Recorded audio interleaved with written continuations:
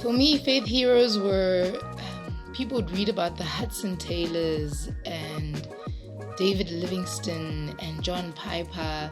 True, those people are faith heroes, but it made me narrow what faith hero was about. I thought faith hero is someone who leaves their family and goes to another place and brings the gospel there.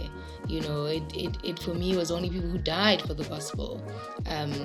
But now, as I've grown, I realize that my mother and my grandmother were indeed faith heroes. I think faith heroes don't have to be outside their home. They were faith heroes because I think people who teach others to suckle the gospel from birth are faith heroes. People who believe what God says in His Word, to bring up a child in the way he should go so that he doesn't depart from it, as Proverbs talks about, who believe that face value and carry it on and teach their children, their grandchildren, the values of the Lord. Not just teach it, but live it in front of them. They are ultimately the first evangelizers in our lives, the first evangelists in our lives. So, so even the heroic things I often admire about the faith heroes, where they sacrifice their personal comfort, time, things they could have had. As I've seen my mother, my grandmother, sacrifice their comfort, their family resources, their financial, for other people, as they continue to feel like they also need to be the hands and feet of Christ and give that family and share with that family the meal. Although it means everyone eats less, that was okay for them because they felt called by Christ to be the hands and feet.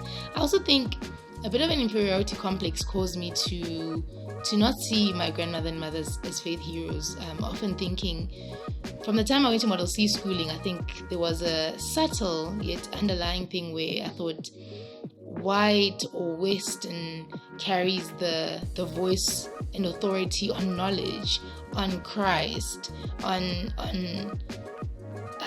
just everything. It just shaded things in a way where I thought, if I felt like the textbooks in my school were written by Duplessis and whoever, it for me started making it seem like the intelligence and the authority and what's good comes from what's Western and white, and not necessarily from my own township, where I come from. I also think when I got introduced to the Reformed theology, when some of the things in the Reformed theology wasn't what was said in my church or by my mother and my grandmother, I then maybe started thinking automatically, okay, what they were saying was probably wrong and this is right. So I dumped everything Pentecostal, charismatic out, and said everything Reformed is in. It's only now as I grow and I appreciate it, and I'm like, wow. From them, I suckled prayer and fasting, and they would do these all-night prayers where I was like, how do they pray for so long? Their stamina for praying was amazing. And I didn't see them as faith heroes then. The fact that they could pray for others and intercede for others for so long and had that stamina, and saw giving to others just as important as having the right doctrine right. So I think my immaturity, I picked up, as I saw anything, and they weren't part of Reformed churches. I saw anything that was not Reformed, which included them. It made me kind of downplay it a bit. So for me, that's why they were not seen as faith heroes. But as I see, and as I parent, and as I mother, and as I wife, I see myself taking on a lot of what they did, and seeing that a lot of what I read is what they did, which excites me. I think a lot of times, we tend to copy other people's testimonies, and we don't really take time to reflect on our own testimony. So for me, for example, I didn't know what a testimony was until, maybe my second or third year in varsity, when I heard a testimony. When someone said, give your testimony, I was like, what is that? So I heard the person give a testimony, and they gave it in, a certain way. So the temptation is to create our testimonies in similar ways, and not really reflect on like what really happened in my unique story, So I think for me, only when I started zooming in and saying, actually, I did not necessarily find Christ at a camp or,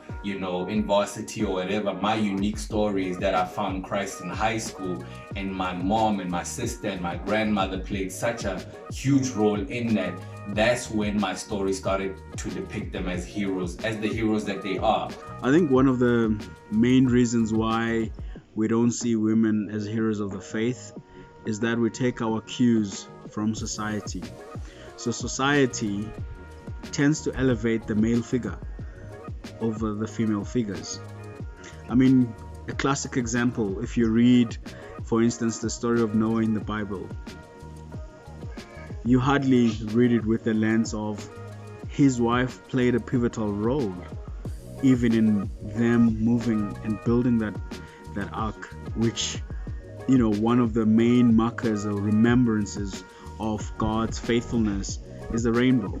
She played a part in that whole event. She was there. I'm pretty sure that Noah spoke to his wife after hearing from God. After all, our wives are not our slaves, but they are partners.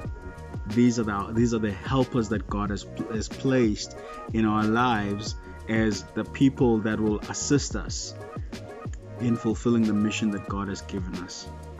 So I think one of the main reasons why women are not seen as faith heroes is that we take our cues from society. Society has venerated men for many, many centuries.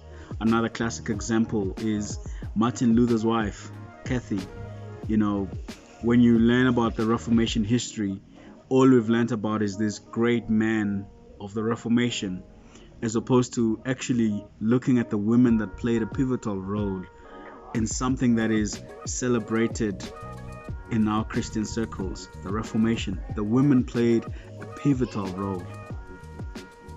In our own lives daily, my wife plays a pivotal role in decision making, in our upkeep as a family. She drives a number of things. She reminds me of God's truth on a daily basis. But I get the glory most of the time, and I really do think that is a shame, and I think that is something that we need to look at as society. Certainly, a lot of people wouldn't see my mother as a faith hero because of two aspects, both of them boiling down to who she is. Firstly, she's a colored middle class woman. I think in society, most coloreds are definitely not are definitely overlooked and not seen as important. And secondly, definitely in who she is, in her personality, she's very strong-willed and vocal, and she has a strong personality, and that is against the status quo of a quiet, submissive woman that generally I've grown to know as a woman should be, mostly in the evangelical circles and in Presbyterian circles also. Definitely the woman is quiet and submissive, and my mother was submissive, but not in the sense that a woman would be in those circles.